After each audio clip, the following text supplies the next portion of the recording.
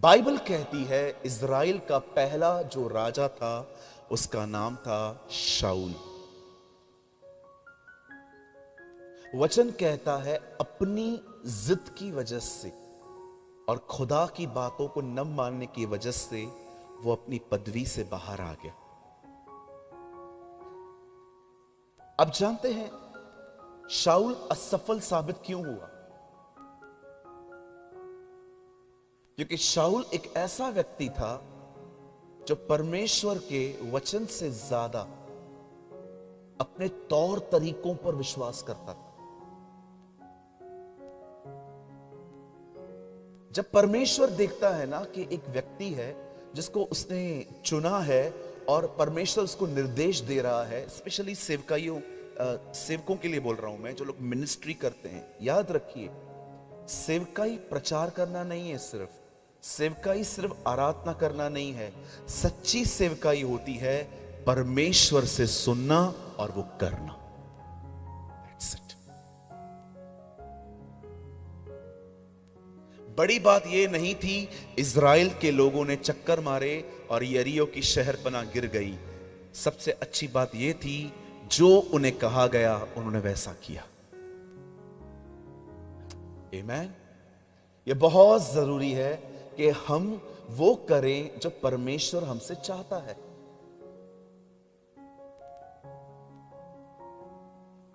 जब यीशु ने न्याय के दिन लोगों को नहीं पहचाना तो उसने उन्हें पता है क्या कह के उन्हें कहा कि मुझसे दूर हो जाओ, सिर्फ एक बात बोल के कि तुम मेरे स्वर्गीय पिता की इच्छा पे नहीं चलते थे।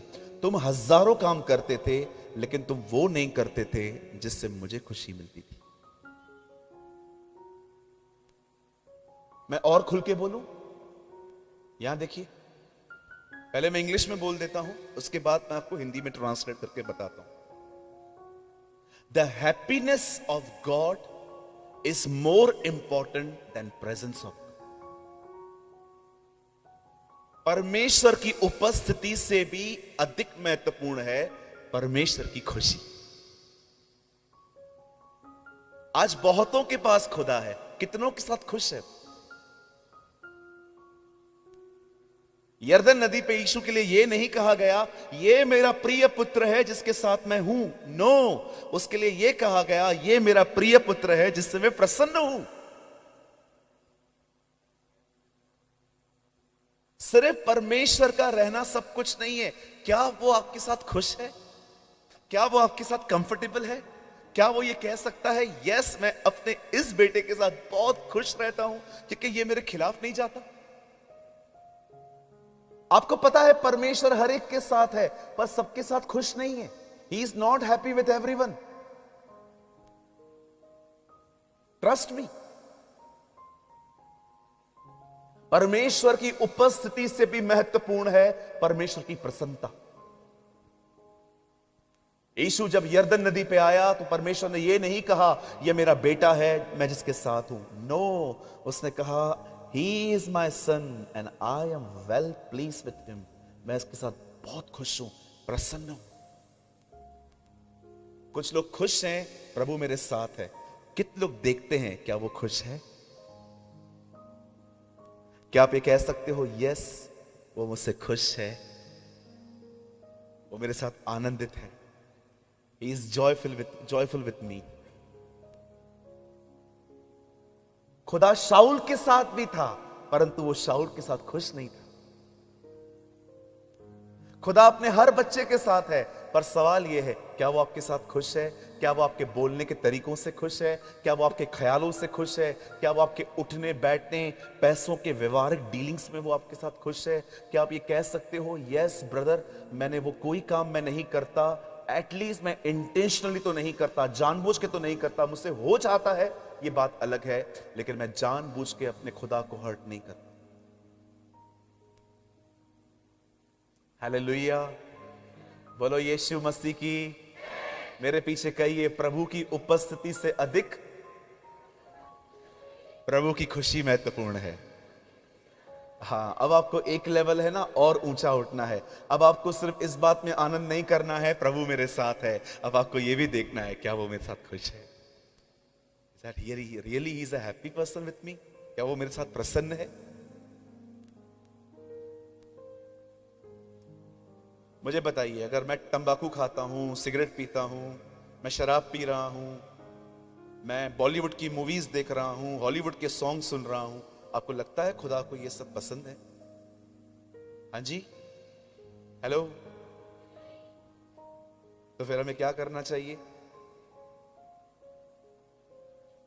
बाइबल कहती है एक दिन परमेश्वर ने शाऊल से कहा, सामने जा, उस गांव में जा, वहां के राजा, वहां के लोग सबको मार दे।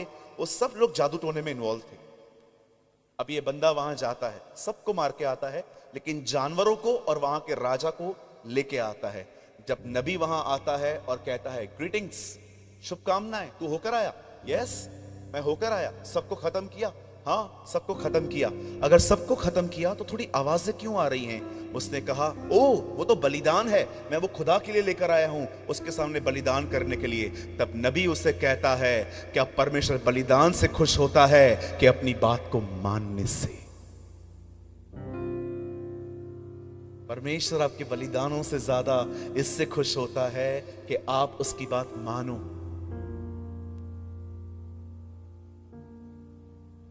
कई उसकी माननी है। कितने लोग ये बात जानते हैं? आइए सामने देखिए। जब पुराने नियम में लोग बलिदान लेके जाते थे तो मरा हुआ लेके जाते थे। हर बलिदान पुराने नियम में मरा हुआ है। पर जानते हैं नए नियम में पौलुस कहता है, अपने आप को जीवित, पवित्र, निर्दोष और बावता हुआ बलिदान करके चढ़ाओ। पुराने नियम में बलिदान स्वीकार किया जाता था जब वो मरा हुआ रहता था, पर आप जानते हो नए नियम में बलिदान तब स्वीकारा जाता है जब वो जिंदा हो। कैसे रह सकते हैं हम जिंदा? मनुष्य केवल रोटी से नहीं, परमेश्वर के मुंह से निकले गए वचन से जीवित रहता है। Amen. Come on, give a good clap for Jesus.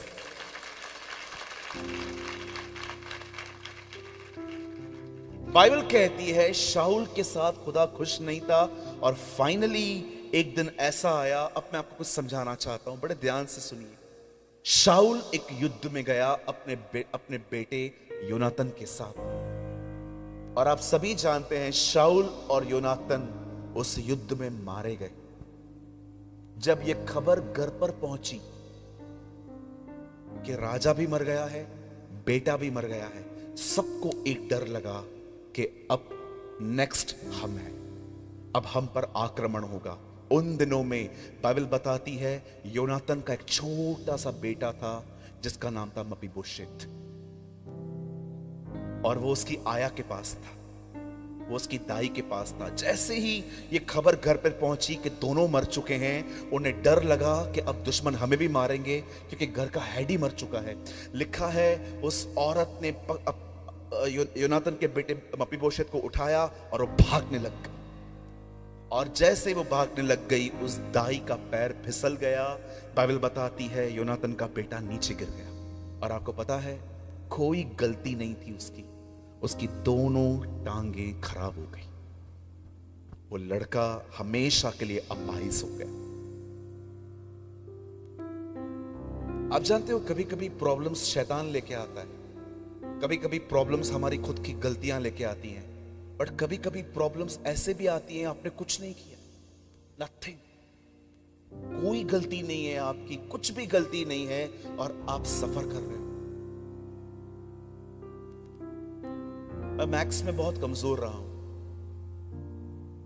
गणित में मैं बहुत वीक रहा हूं, मेरे मार्क्स बहुत कम आते थे, तो मेरे स्कूल में मेरे दोस्त मुझे बहुत चिढ़ाते थे, तू डफर है, देखना इस बार भी तुझे केटी लगेगी।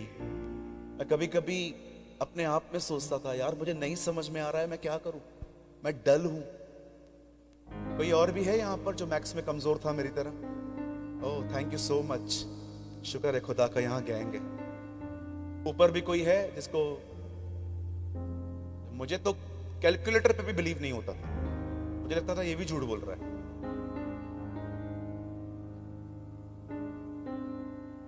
आप जानते होंगे कुछ चीजें ऐसी होती हैं जो हमने पैदा ही नहीं की हैं, पर हम सफर करते रहते।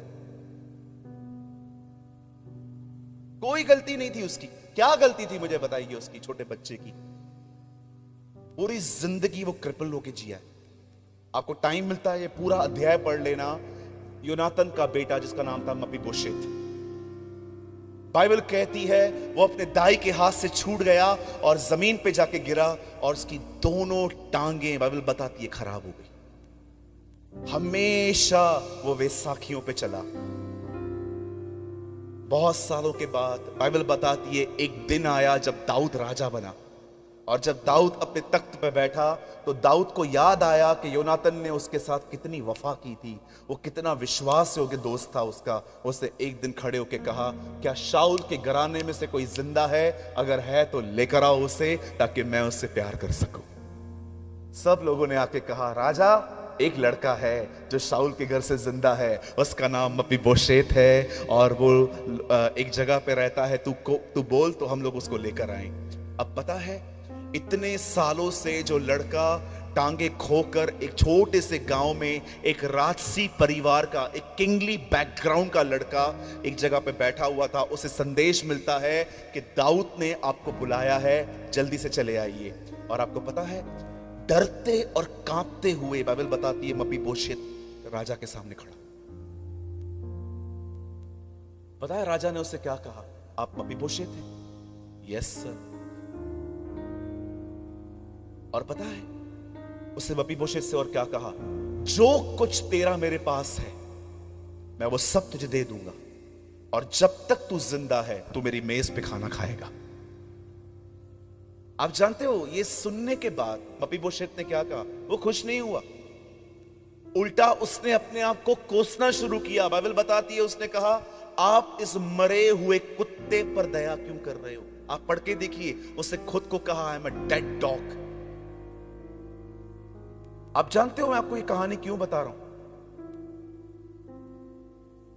मुझे माफ करिए अगर आपको इस चीज का बुरा लगे, लेकिन ये सच है। हमें से यहां पर बहुत सारे लोग बैठे हैं, हमें पता ही नहीं है हम कौन है। हम लोगों ने अपनी एक इमेज बना के रख दी है अपनी। मैं लाचार, मैं गरीब, मैं हमेशा मांग के खाने वाला, मैं ये, मैं वो, मैं ये, मैं वो। आपको पता है, एक लड़का जो राजा के घर में पैदा हुआ था, और लेकिन देखो रह कैसे रहा है, भिखारियों की तरह। मैं कई लोगों से मिलता हूं, मैं उनसे बात करता हूं, ब्रदर आप कैसे हैं? ब्रदर मैं अच्छा हूं, और सब ठीक है। मैं आपको बताना चाहता हूं, बहुत सारे लोग हैं ना, उन्होंने अपनी ही नजर में अपने आप को कुछ अलग ही बना के रखा है। मेरे मेरे मेरे मेरे मेरे टाउन में एक लड़का है,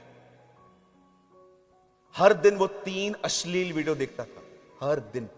उसने मुझे खुद आके बताया,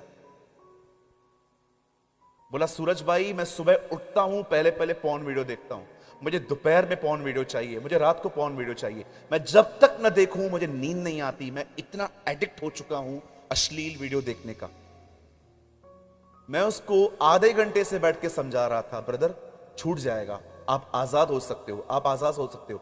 आपको पता है, मैंने उसके साथ रहकर प्रेयर करवाई, उसको समर्पण प्रार्थना करवाई। प्रार्थना के बाद पता है मैंने उससे क्या कहा? मैंने कहा, ब्रदर एक भी पाप नहीं है जो माफ नहीं किया गया है, खुदा ने आपके सारे पाप माफ कर दिए, अब जाके और मत करना। आप जानते हो, कुछ समय के बाद मैं उससे वापस मिला तो मैंने क्या पाया?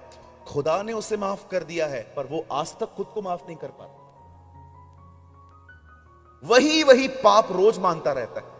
उस दिन भी वो मुझे, कुछ समय पहले वो मुझे मिला, मैंने उससे कहा, ब्रदर कैसे हो? ब्रदर मैं बहुत अच्छा हूं, लेकिन आपको लगता है मैंने इतने गंदे काम किए हैं, प्रभु मुझे माफ करेगा? आप जानते हो, बहुतों ने अपनी ही नजर में बहुत लोग गिर चुके। आज मैं आपसे पूछना चाहता हूं, मुझे बताइए आपकी करेज कहां है? करेज, करेज समझते? आपका हियाव कहां है? कहां है आपका हियाव?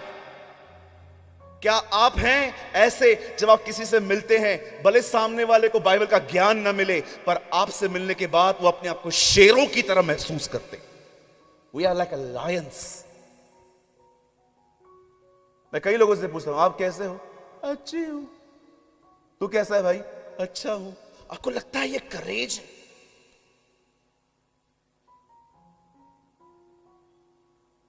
बाइबल कहती है पौलुस रोम जा रहा था एक जहाज पे बैठ के, और वो जहाज डूबता जा रहा था, डूबता जा रहा था, डूबता जा रहा था। सब सराउंडिंग एक ही बात कर रहे थे, हम डूब जाएंगे, डूब जाएंगे, डूब जाएंगे। बाइबल बताती है पौलुस खड़ा हुआ और पौलुस ने कहा कोई नहीं डूबेगा, परमेश्वर ने कहा है वो हमें रोम ले जाएगा। कहां है आपकी करेज? क्या आपकी पहचान है? कोई आपके साथ कह सकता है मैं ना मोबाइल की तरह खाली हो जाता हूं, पूरा एकदम मेरी बैटरी लो हो जाती है, पर जस्ट मैं इस बंदे से मिलता हूं, आई एम चार्ज हो जाता हूं। खाली मैं 10 मिनट इस भाई से मिलता हूं, ये मुझे जिंदगी जीने की उम्मीद देता है, ये मुझे आशा देता है। पता नहीं क्या है इस बंदे के अंदर, खाली 10 मिनट इससे मिल लो, तुम सुसाइड कैंसिल करके जीना शुरू कर दोगी। Where is your courage? बहुत सारे लोग इन दिनों में मपीबोशेत की तरह जिंदगी जी रहे हैं। उन्हें पता ही नहीं है किस खानदान में पैदा हुए हैं, लेकिन एक छोटे से गांव में एक गरीब और लाचार की शक्ल। आप सोचो, दाऊद उसे कहता है मैं तुझे अपने पास बुलाता हूं ताकि तू मेरे साथ खाना खाए, पर वो अपने आप को एक मरा हुआ कुत्ता समझ रहा। आप मपीबोशेत नहीं है। अपनी इमेज से बाहर आओ, अपने आप से बाहर आओ, मसीह में आओ। मैं कई बार खुद को कहता हूं सूरज प्रेमानी खुद से बाहर निकल और मसीह में आ।